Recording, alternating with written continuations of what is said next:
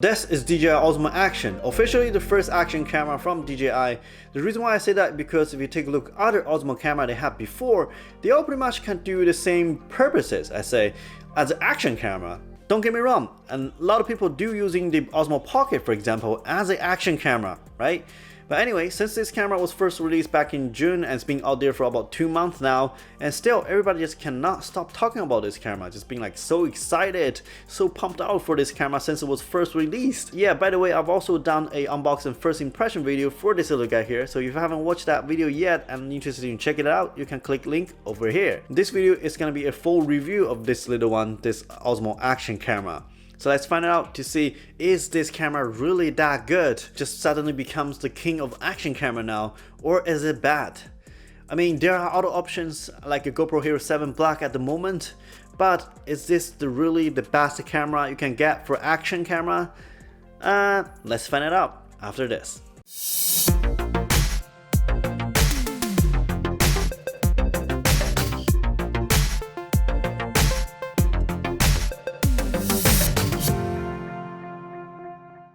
The overall build quality of this camera is very good and feels durable, weighs at 125 grand, and it has a 2 screen, real colorful display screen at the front and the back. Is that amazing? Right, not like the GoPro, it only has a small and black and white LED screen that shows the camera status or for you to change the settings. This one, the DJI Osmo Action, actually has a colorful screen. You can see yourself or see whatever the camera says. That's changed a lot for action camera. Probably the GoPro will do the same thing for their next generation GoPro Hero 8 action camera, and they will put real screen at the front. Maybe or maybe not, but we'll see. This is definitely a big selling point for this camera because a lot of people, probably sure this is the main reason, and a lot of people are so excited about this camera. The front facing screen, which is good for taking selfies and checking composition of your frame, gives you so much possibilities or so much convenience for using action camera in different places or different scenarios. Well, the back screen is a touchable screen, but the front screen is not, so just stop touching it. On the top, you have 2 buttons, and one is for power on and off. Another one is start and stop recording or taking photos. And on the left side, we have a QS button, and that stands for quick switch. You can use this QS button for you to switch between the displays. You can just easily tap and hold the QS button for 2 or 3 seconds, or you can set up this to a specific function in the system menu. Also, we can use 2 fingers, double tap the back screen. And in the box, it does come with this housing or like frame, should I say that? You can put this camera into this frame or the housing, so you'll be able to mount the camera to a different mounts or different places. And also good things is because the DJI Osmo Action actually share the same ecosystem as the GoPro Hero action cameras. All those accessories or mounts that you actually purchase for those GoPro action cameras actually are saved. You now can just easily use those same mounts or same accessories on the DJI Osmo Action as well. Very nice job. Thanks, DJI. And also, I really like the quick release design that DJI brought up for the action camera. It's just so much quicker for you to, switch or swap out the camera for a different mount or different positions. And it does sound really satisfying. See that? I can just click and twist it and lock it and just unlock it. And just very easy, very quickly to do so. And that sound, I really like that sound too. Hear that? I could easily just play that for a whole day. And also it has this removable lens covering from the lens here to protect the lens, of course, obviously. Or you can remove this cover and replace it with a CPL or maybe ND filter if you want to shoot this camera out there under a bright sunlight. But just one thing, I'm not sure if this only happens to my DJI Osmo camera here, or maybe it applies to every single Osmo Action camera. It's just because this lens cover out of the factory, out of the box, is tightened really hard. I mean, I have to use a lot of force to be able to actually loosen it up to remove this cover here. But I just feels like it's being like over tightened, at the manufacturer, just to be aware, maybe using a rubber glove or maybe using some sort of like tools to remove that or loosen it up. I will also put some of the ND filter in my description below, so if you guys are interested, you can check it out. And on the side, we have two I/O ports, one USB 3.1 Type-C, and another one is SD card slot. You can use the Type-C port for charging the battery, or you can connect to a different accessories. Just like the GoPro, this camera does not have a microphone input. If you want to use an external microphone on this camera here, is to buy a extra cable or dongle to connect the external microphone through that USB-C to be able to using that. It's using a 1300 mAh lithium iron polymer battery, and the battery life is around about like 1 hour for continuous shooting in 4K. Battery life is not so great. So if you're planning to bring this camera out for shooting for a whole day, you may want to purchase an extra battery from DJI. It has a 12 megapixel 1/4 inch sensor, CMOS sensor, and takes photo in JPEG and DNG profile. So if you care about taking photo on this camera, and that's, you know, everything you need to know. It shoots video in 720p, 1080p, 2.7K, and 4K UHD, and it well gives you stabilized footage from 24 frames per second in both 1080p and 4K up to 60 frames per second, and up to 240 frames per second in both 720p and 1080p resolutions, without stabilization though. Did I say that right? The same 240 frames per second in both 720p and 1080p. Does that make sense? I mean, who's gonna shoot the same thing in lower resolution anyway? That's weird. It almost feels like if I have 24 in both 1080p and 4K, why don't you just give us 24 in 720p as well? Yeah, what's the point, right? I mean, if you give us 960 frames per second in 720p, that'd be great. At least I'm not going to see anything about it. Same 240 in both 720 and 1080, just seems like doesn't make any sense. At least for me. Well, I don't know for who else. Yeah. You can also shoot 4K in HDR and also time-lapse. Yes, this camera does have time-lapse built in, but I will talk about it later on. And by the way, there are no image stabilizations in 4K HDR and time-lapse. Oh yeah, and another mode, the 4K 4x3. Maybe in some scenarios, some cases, like especially for social networking, like their online platforms, if you choose to shoot 4K 4x3, also no image stabilizations. Oh, by the way, the image stabilization I was talking about is a electronic image stabilization. It's not optical image stabilization or like IBIS, in-body image stabilization, like the Sony cameras they have, or Panasonic's or Olympus, or whatever the camera they have. But by no means the electronic image stabilization is bad. It actually works really well. It's really awesome, and the DJI called it the rock steady. So it's like so smooth, almost feels like this thing was on a gimbal. Everybody wants their action camera to be super smooth. They're more pleasure and more easier to watch those footages. And just to show you how smooth is this image stabilization, the rock steady is, I've done some tests and comparison. Let's take a look.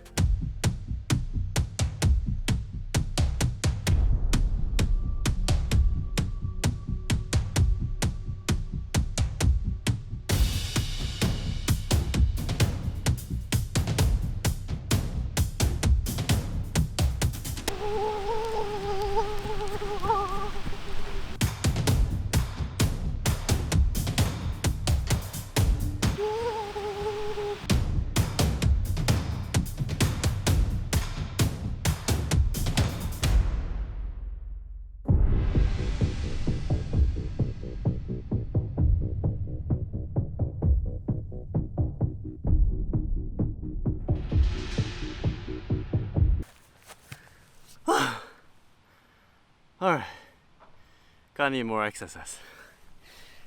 However, though this image stabilization, the rock steady, is very good on this camera and probably the best electronic stabilization I've ever seen on any sort of cameras now, but it does have a major issue with it. Problem is, every time when I turn on rock steady on this camera, while I was shooting the footage, I noticed there is a 1 to 2 second delay on the display, and that's a massive delay on this display.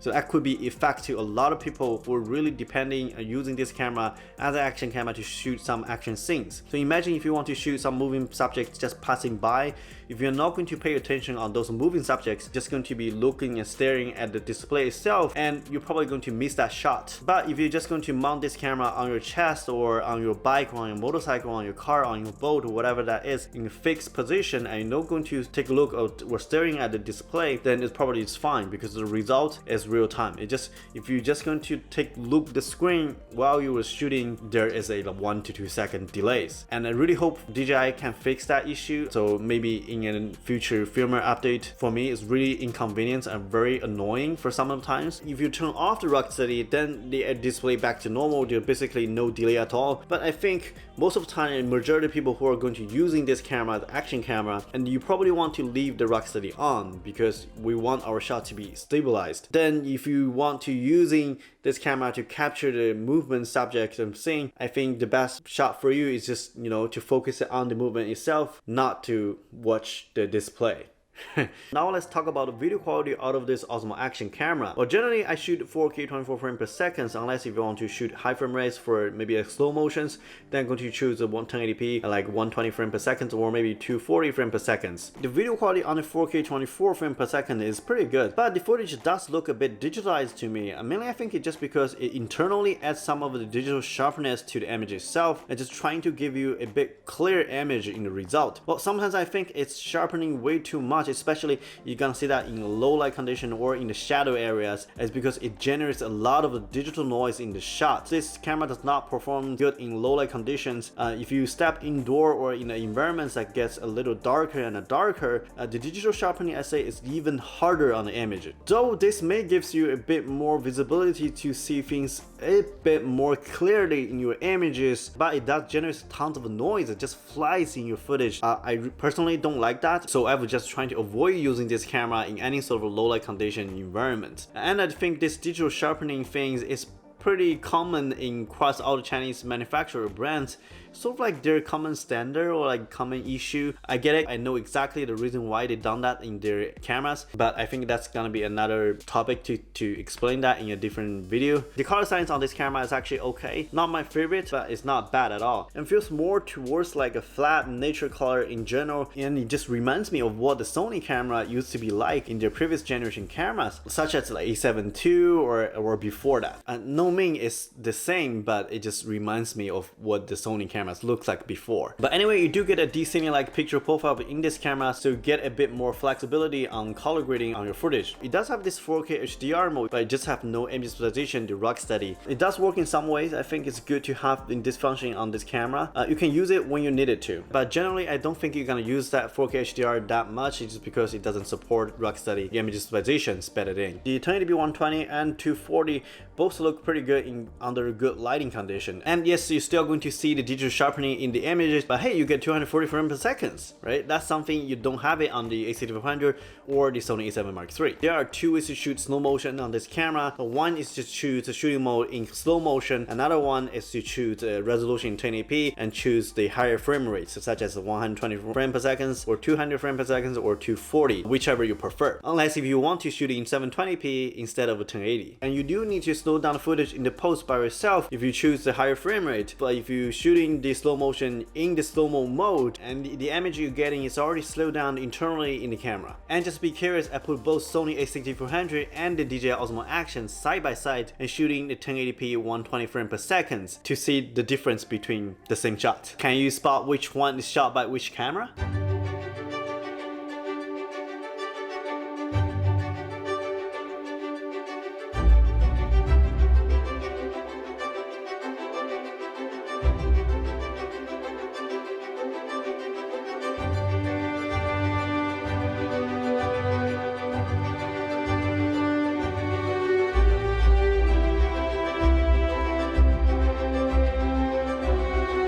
And the video quality on the 1080p 240 frames per second from the DJI Osmo Action is really not that bad for an action camera like this.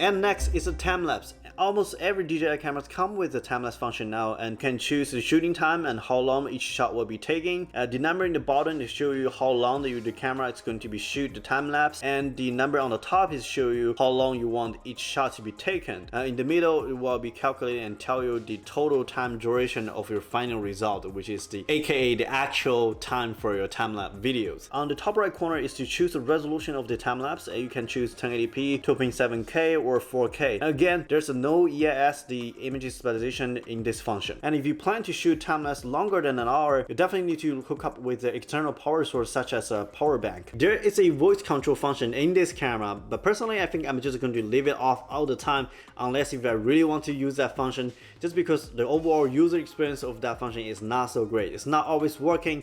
Sometimes it works, sometimes it doesn't, and it doesn't work, you have to repeat the command for a couple more times, and especially you have to see all those commands out loud and clearly to the camera so the camera can hear you and then process those commands. Start recording. Stop recording. Stop recording.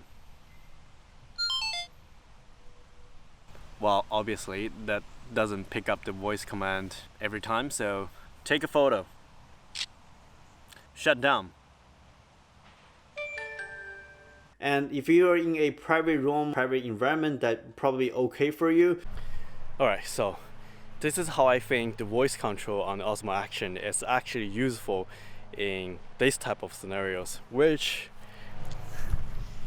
look here. So if I want to put my action camera in some very deep holes that I cannot reach to the camera itself, I cannot push the recording button here. Alright, start recording. You see, now I think it's the good time for you to use voice command because you know that could gives you a lot more possibilities. Stop recording. But if you're using those voice control function in a outdoor public open area and there's a lot more ambient noise going on, so it's even harder to let the camera can hear you and then process the command, then you have to speak out loud and for a couple more times, and sometimes they could make you in a awkward position. And just imagine if you're in a sightseeing or on a street, there are a lot of people holding their phones or holding their cameras or taking photos and shooting videos, and suddenly they just hear someone or hear you yelling at like saying stop recording, and suddenly all of those people were just like putting down their phones and cameras and just starting to look at you, and they're thinking, is that guy talking to me? Am I not allowed to taking photos or like shooting videos here? What's going on? Right? And not going to put yourself in your very awkward positions, and because they don't know what's going on, they only hear like someone is yelling and saying stop recording and for things like that.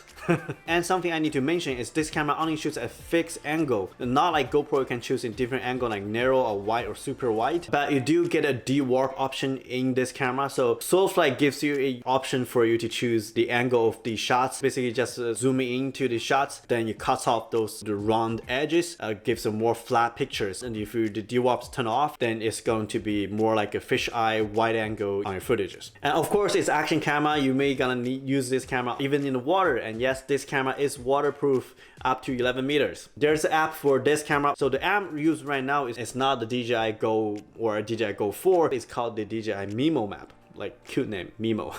Alright, generally you don't really necessarily need the app to use the camera, but the app is always good for you to upgrade the firmware on this camera and also to share the shots to your phone or instantly to the social networks. Okay, so I did mention the heating issue about this Osmo Action camera in my first impression video. It indeed does get hot once it's turned on, and it will get hotter when you start recording. I did measure the temperature when it was in idle and it just sitting there for doing nothing. It did get up almost 40 degrees Celsius. So this time I did another test to see if this camera does get overheat or not. So I connect the camera to a power bank, then set the camera to start recording the time-lapse through overnight. Of course it's indoor, the room temperature was about 22 to 23 degrees Celsius at the time. It actually holds up very well in the end, and it went through the whole night without any problem. It never overheats or shut down, and I measured temperature after I stopped recording in the morning. The hottest point I got was around 49 degrees Celsius. It definitely was not a cool temperature point. It's pretty warm. You're not going to be comfortable to hold it in your hand and while it's shooting or taking photos, but it did still working good. So I'd say that's a good thing. So that's pretty much it for this DJI Osmo Action. An action camera that may not be the perfect or the best action camera out there on the market yet, but it does pick up a lot of the goodness in this camera. And I really think the GoPro should worry about this camera because I truly believe this is the one action camera on the market that can really compete with the GoPro market. And it is a game changer for the action camera with those two dual display screen in the front and the back, and has also ambient stabilization, the rock steady. Well, depends on what you're gonna do with this camera. And you may like this camera or may not, but overall this is a very awesome action camera, and it's also a bit cheaper than the GoPro as well at this moment. It shares the same ecosystem with the GoPro, so you can use the same accessories and mount on this camera as well. Very convenient for you to swap out and switching the camera between this one and the GoPro. And yeah, really, it's not bad at all. Alright, what do you guys think about this DJI Osmo Action? Let me know, comment below, and thank you guys very much for watching this video. I'll see you guys next time. Cheers guys.